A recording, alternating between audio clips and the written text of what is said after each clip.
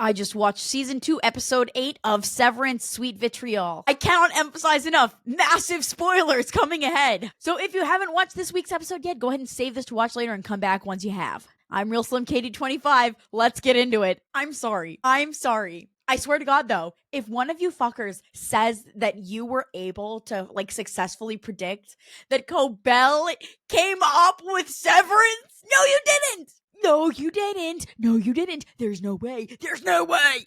There's no way you did. Nobody knew that. Sorry, I'm still reeling from that. I do want to discuss the full episode. But literally, what am I supposed to do with this information, guys? It answered so many questions about her character specifically, but none of the major questions of the show. Why Mark S? What is Lumen finally doing with this technology? Very similar to last episode, it gave us a lot of new information and backstory, but nothing towards the major questions everybody's asking. In fact, it gave us information I didn't even know would be a possibility. Now, first off, I do want to say I don't trust her still.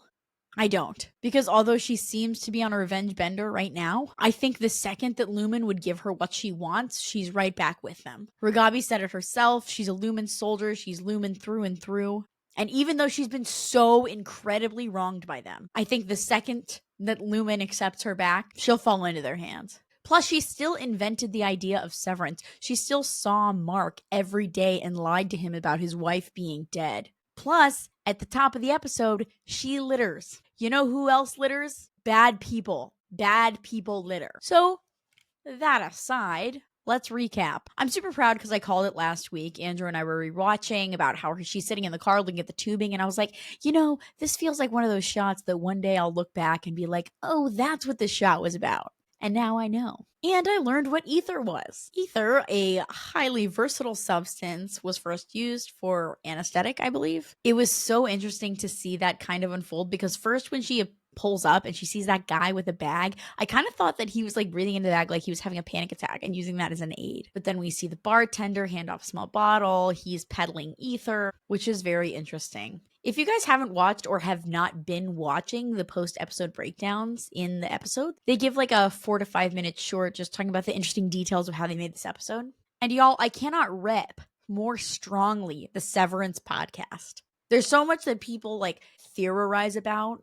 But on the Severance podcast, they're like, oh yeah, this is this, this is this. The whole episode, I'm like, who is Sissy? Is that her really old sister? Is that her mom's friend? Is that her aunt? And then in the post-episode breakdown, they were like, oh yeah, her aunt's there. I was like, oh, thanks. So super interesting in this episode. Obviously, we see that she went to Myrtle Egan School for Girls and was recruited at a young age through fellowship and working with Lumen, which kind of brings back the speculation that Miss Huang is in a very similar position, being brought up to believe the Egan, the Kier way. There were some really fun details, by the way. I can't stress enough, first and foremost, how much I absolutely love the design of the interior for Sissy's house. All of the rooms, including the outdoor basement, just absolutely stunning. Production designer Jeremy Hindle, you have my life. And shout out to Set Deco, whoever got to make that fucking cool ass Kier / Jaime Egan shrine.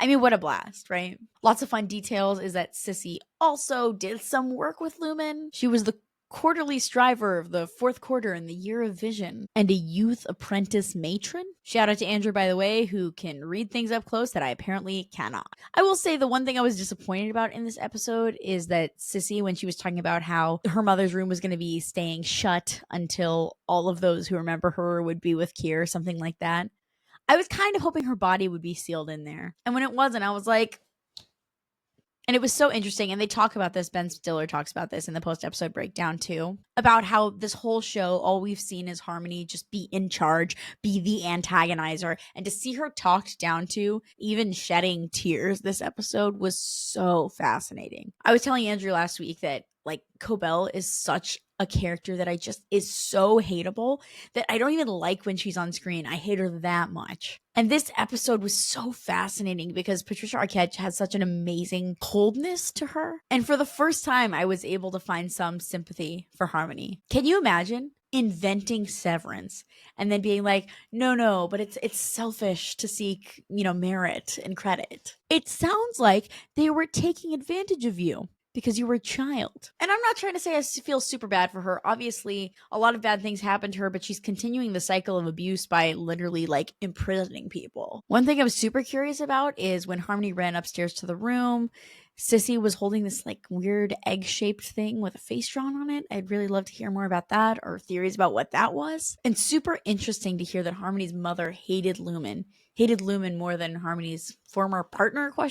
And I'd be really, really curious. I'm sure it had to do with whatever happened to the town, whatever happened when Harmony left, whether that was by choice or not. Hearing more about what the 9 is. At first I thought like they were saying, well, she lives out by the 9. So I thought maybe that was a road.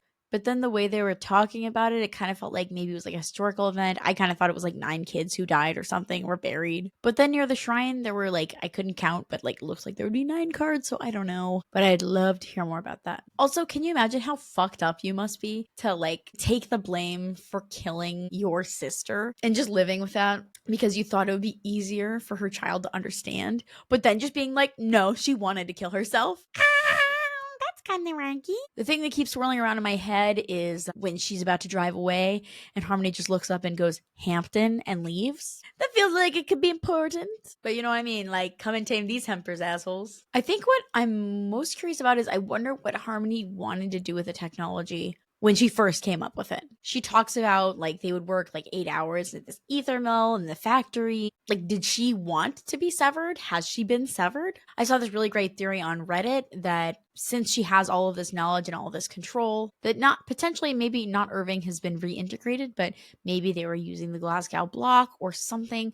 And that Irving was, when he went to the phone booth, when he was communicating with her, which is so interesting because I just still don't trust her at all. I'm a little bit worried about next week's episode. I still don't trust Cobel. I'm going on the record saying that I'd love it if she would break good and really revolt against Lumen, but she wants credit for Severance. She is proud of that. She resents Lumen, but not the things that Lumen is doing. And I think we shouldn't forget that. Like, she might not like Lumen, but she still likes what it stands for. She still has a vested interest, clearly, in the testing that's still happening on the severed floor. Hence why she wanted to get back to it so badly. It does say for next week's episode that Devin and Mark team up with an ally, but God, man, I don't trust it. I don't trust her. Literally my favorite comment that I was reading after this is like, oh yeah, why don't we just go ahead and call the woman who like served as your boss for years, knew your dead wife was still alive and almost stole my child, but let's just call her to help you out. Again, I don't mean to sound like a negative Nelly. I mean, I'd love her to break good, but I don't think that's her trajectory, guys. Sorry. I think it's a misdirect. Like, after everything she saw firsthand at Lumen, she wants the world to know that she created that. And that's not a character that I can ethically trust. Or rather, not ethically, morally. I don't know. But yeah, I miss our MDR baddies. Literally, I haven't seen Irving in forever. I haven't seen Irving since Atia. I want that guy back. Anyways, what did you guys think of this week's episode? What are your thoughts? Do you trust Cobel? And what do you think is going to happen going forward? I clearly don't think Mark is fully reintegrated because if it was any Mark sharing his full memories, I do not think he would trust Cobel fully at all. And I still believe that my theory that we won't see Mark fully reintegrated until the next season is true, or at least the last episode of this season. But I don't know. Let me know what you guys think is going to happen in the comments. But I don't know. All I know is that I don't know anything. So please let me know, what are you guys thinking about in the comments? There is nothing I love more than hearing other people's theories about this show, so please indulge me. Also, if you like this video, me and my best friend Louie make videos like this all the time, so please give us a subscription, a like. It's the best way to support a small channel like us. And yeah, I guess all else I have to say is that Salt's Neck sure is a cold harbor. See you later, folks. Bye!